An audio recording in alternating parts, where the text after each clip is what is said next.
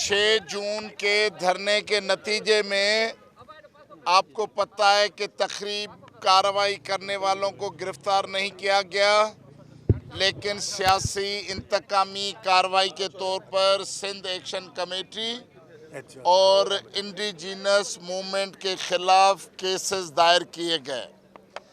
30 FIR हैं। ये भाई आपके लिए अनोखा मिसाल है कि एक वाक़या हुआ है और 30 एफआईआर दाखिल हुई हैं।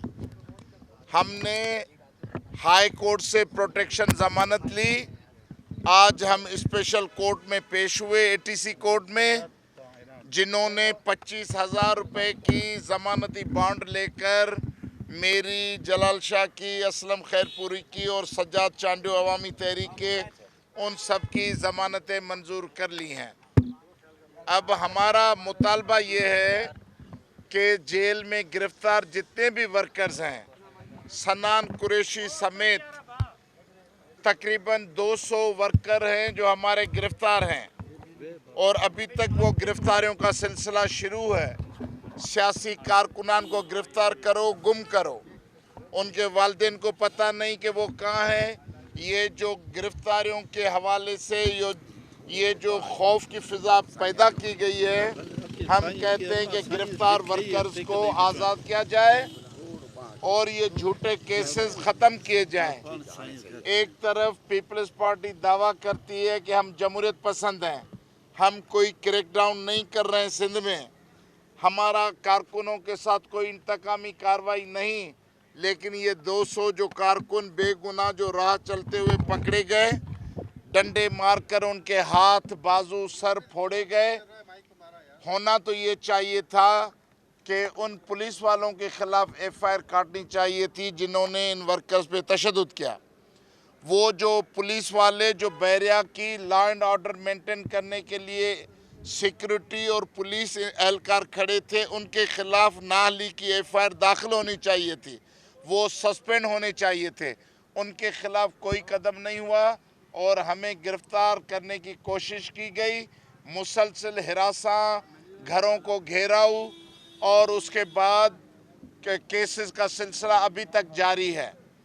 तो आज मालूम हुआ है 5 मिनट पहले अदालत में शामिल होने से पहले कि इस वाक़े की 30 एफआईआर आ गई हैं, जो आइन की, कानून की, कोर्टों की मजमूई जो कारकर्दगी है, उनकी जो हिदायतें उनके ख़िलाफ़ हैं। हम मज़म्मत करते हैं और सरकार को मुतालबा करते हैं कि ये केस फिलफौर ख़त्म हो जाए। क्या करेंगे वो अलग बात है, लेकिन हम मास मोबिलाइजेशन करेंगे। हम चाहेंगे कि सारी सिंध के लोगों को पता चले कि उनके साथ क्या हो रहा है। हम ये लगाया गया कि पाकिस्तान के ख़िलाफ़ कोई नारे लगाए गए, ऐसी कोई बात नहीं थी। और ये बात याद रहे, हम रियासत के ख़िलाफ़ नहीं हैं, लेकिन जो हमारी ज़मीन जा रही है उसके ख़िलाफ़ जो भी हिकमत अमली जो होगी तो उसको बचाने की हम कोशिश ज़रूर करेंगे। इधर तो हम थे ही नहीं, जो दहशतगर्द थे उनको पकड़ा जाना चाहिए था, लेकिन ये तो पीपल्स कोई और थे, और लेकिन अगर कोई और हैं तो उनको पकड़ना चाहिए था। उस वक्त हम उधर स्टेज से कह रहे थे भाई ये हमारे लोग नहीं, आप इनको पकड़ो, और ये लेकिन जानबूझकर उनको करने दिया गया और फिर इस चीज़ को फैलाया गया कि जी हमने किया है। हम तो स्टेज पे बैठे हुए थे, स्टेज पे हमारे पास फायरिंग भी हुई और शेलिंग भी हुई। इसके बाद और भी जहन में रहे, ये सिंध हुकूमत जानबूझकर एमक्यूएम की मदद से सिंध में ये यहाँ पे सिंधी और उर्दू स्पीकिंग जो हैं उनमें झगड़ा कराना चाहती हैं। हम जानबूझकर इस चीज़ को बचाना चाहते हैं, क्योंकि 15 तारीख को अगर कहा गया तो हम पीछे हट गए, इसलिए कि कोई टकराव ना हो, कुछ भी ना हो। लेकिन याद रहे कि इन्होंने हुकूमत ने कोई कसर नहीं छोड़ी झगड़ा कराने में। असां वोट जी ॻाल्हि कोन था करियूं, असां मूं बि लख वोट खया आहिनि था, हिन में मूं बि लख वोट खया आहिनि, इहो को घटि कान्हे। इहा ॻाल्हि चवणु त उन खां पोइ तव्हां था अची वञो, कीअं था अची वञो, इहा त ॻाल्हि असांखे पाण सम्झ में नथी अचे त लख वोट जे पर सिंध जूं ज़मीनूं खपाइण तव्हांखे त इख़्तियार त कोन हूंदनि।